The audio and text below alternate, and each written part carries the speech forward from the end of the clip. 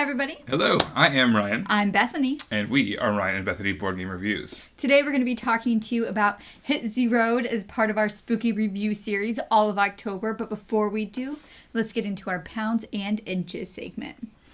All right, so this week I asked one of my friends to kind of hold me accountable. I've been making some poor choices at work, so I just said, hey, you know what? Can you keep an eye on me? And just, if I'm starting to talk about wanting to get some fast food, or if I'm planning on doing something, give me a gentle reminder. Say, hey, remember that one time you told me to tell you if you were about to overeat?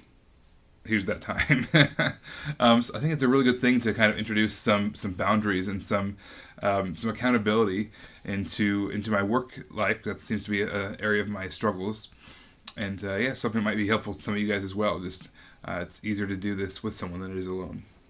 So I told all of you a couple of months ago I was very proud because I was finally able to do a push-up, a non-modified push-up.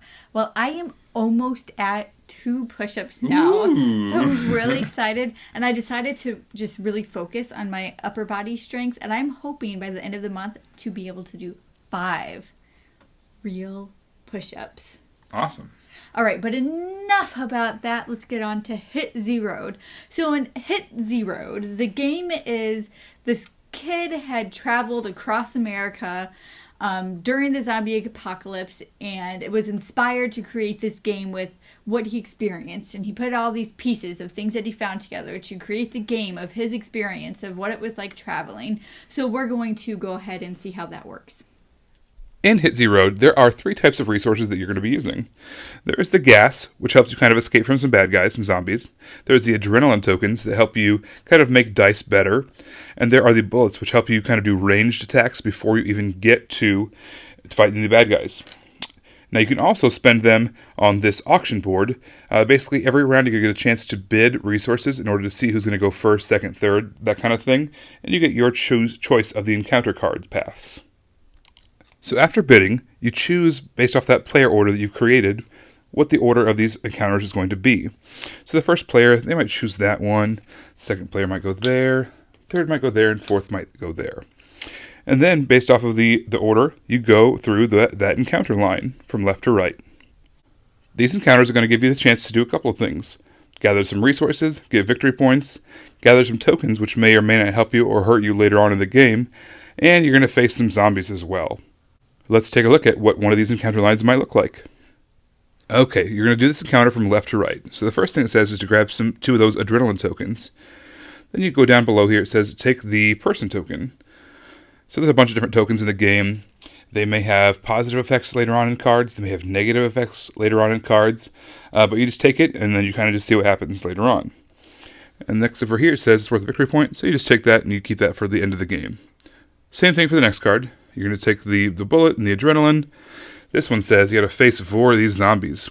And if you do successfully complete killing them, you get to take that card for the victory point. All right, let's see how combat works. We've got 4 little zombies set up here. You've got a clan of the 4 of your survivors plus your own lead survivor. You roll dice based off of how many people are in your clan. All right, so there is symbols that let you kill the zombies. This one says you can spend an adrenaline to kill a zombie. This one's even better. It says you kill a zombie straight away, plus you can spend adrenaline to kill an additional one. There's also, it means you got bit. You can spend an adrenaline to make that bite go away, however. There's also a blank on these. Later on in the game, as you go through, the decks kind of get harder and harder as the plot gets closer and closer to the west coast. And you might face some of these zombie hordes. That's that red symbol down there. And when that happens, you use these red dice. These are harder because there's just a bite symbol. You just bite, you die, you lose one of your survivors, and that's in the end of it. You can't do anything about it. So as you make your way through these encounters, there's 8 rounds. The resources get scarcer and scarcer. The zombies become harder and harder, and there's more of them. This game does have player elimination, so keep an eye on that. If all of your survivors die for some reason, you are out of the game. At the end of the 8th round, what you're going to do is, out of the players that are left, you're going to count up all your points. There's also going to be some points awarded for having the most bullets, having the most adrenaline, having the largest clan of survivors, things like that. So you add up all your points that you've gotten throughout the game, all the end game bonus points, and whoever has the most points wins. So I'm sure you saw when Ryan was showing you all the cards that there's text on all the cards. I really like that. All that flavor text that's on there. Even in the rule books, there's all this things off to the side as the kid, just pieces together. And then even the little caps for like the energy or the gasoline and how those are supposed to be like bottle caps. I really like that. But here's a cool thing I think about that. It doesn't distract from the gameplay. It doesn't add too much to where you're just thinking about that and not the gameplay.